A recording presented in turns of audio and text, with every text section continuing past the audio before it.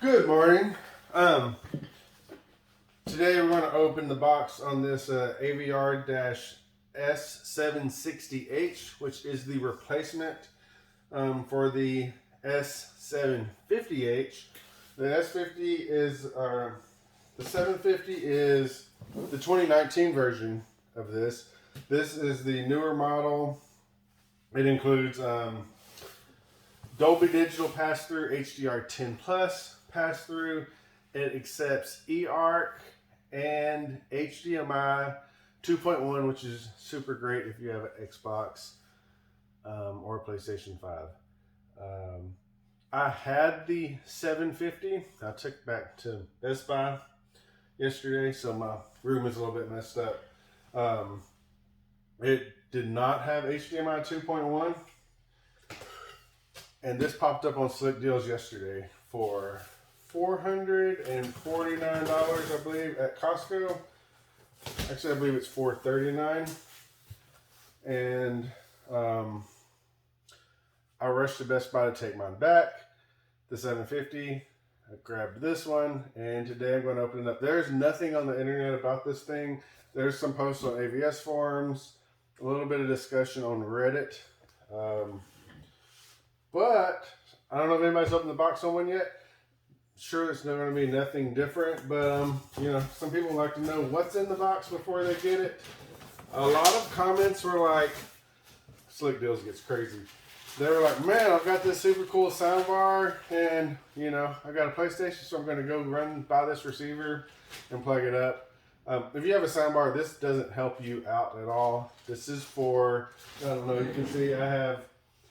These are Polk monitors, 70s. Not the greatest speakers by any means, but this is to power individual speakers, not a soundbar.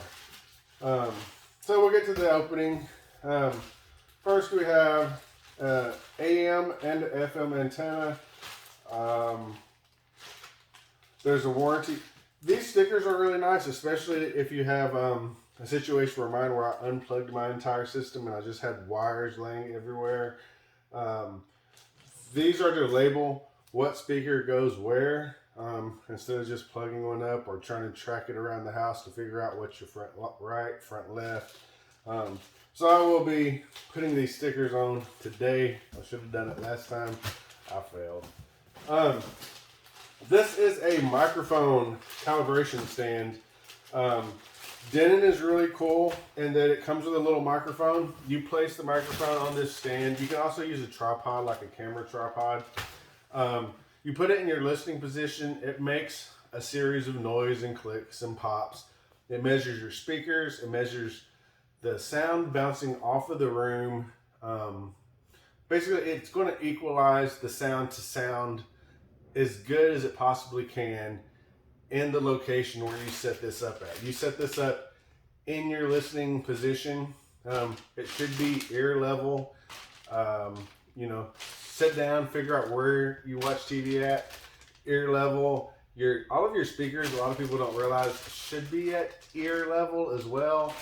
Up on the ceiling, down on the floor, ear level. That's the tweeters don't really disperse sound in a up and down wide pattern. It is pretty near your ears. Same for your TV. Your TV should always be eye level, middle of your eyes, eye level.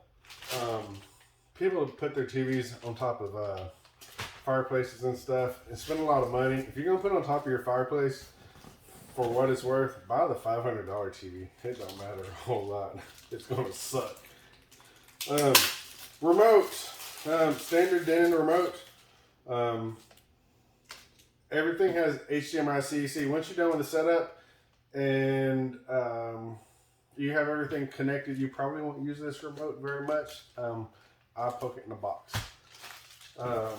This is the aforementioned Odyssey microphone. This microphone plugs into the front of the unit, goes on top of the stand.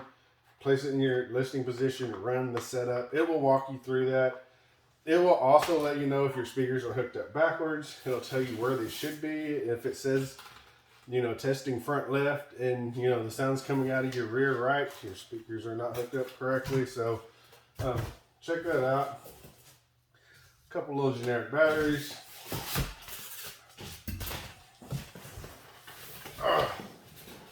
Not the heaviest, not the lightest.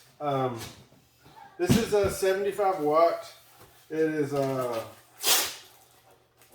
if you have super thirsty speakers, you might need an amp. Generally, these days you don't, unless you're just trying to get some crazy loud levels. 75 watts will push. Speakers are rated on an efficiency scale. Some of them are 90 decibels at 1 watt. Some of them are 95. Even inefficient ones are considered like 89 or 90. A 90 watt efficient speaker at 10 foot distance at 75 watts, which this is, can be well over 103 or 104 decibels, which is louder than the movie theater. So a lot of people are like, hey man, it's only 75 watts. It's not enough. There are people that need bigger, heavier duty units or amps. You know, they may run some 1980s style speakers, or they may be running, you know, $10,000 speakers. Some of those are highly efficient. Some of those are not.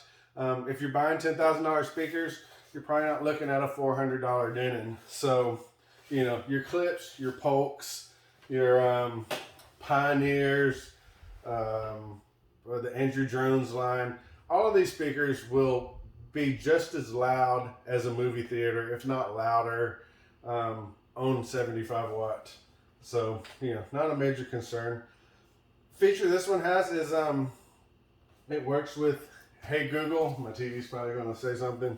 So you can turn everything on and off. You can set the source modes, switch over to your Bluetooth, Pandora, Amazon Music. You can also swap between, say, your Xbox or your PS5 or your TV.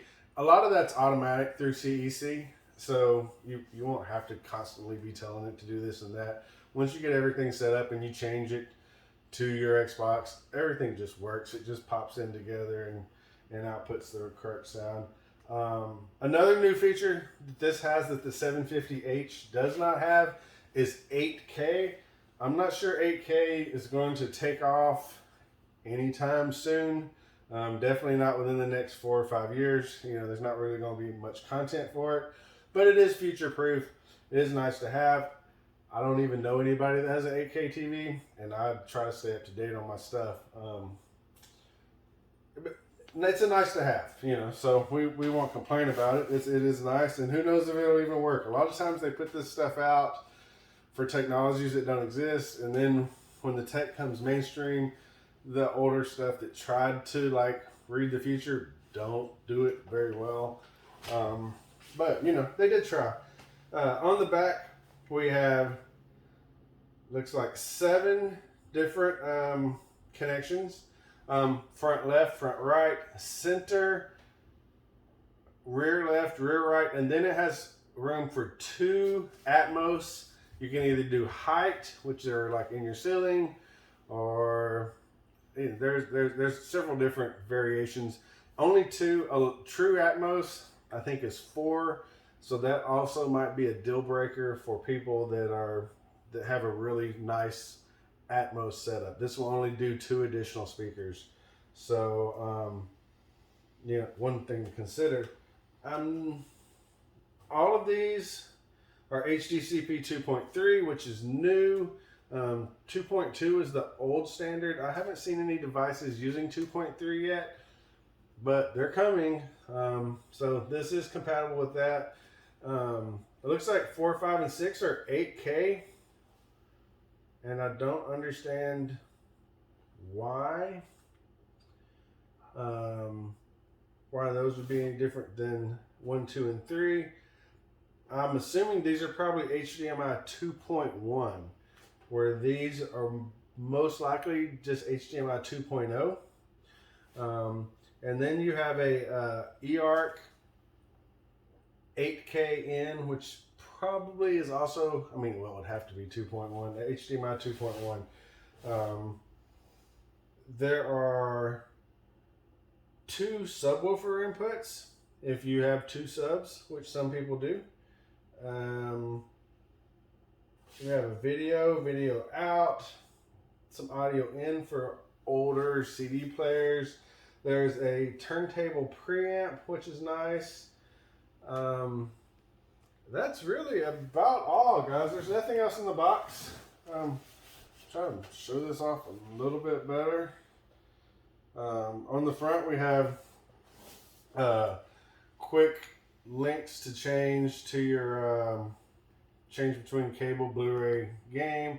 Again, with HDMI CEC, once you change your TV source inputs, all of these will just automatically change. You won't have to go in and set it on your TV and then turn around and set it your audio source on your receiver. But they're nice to have.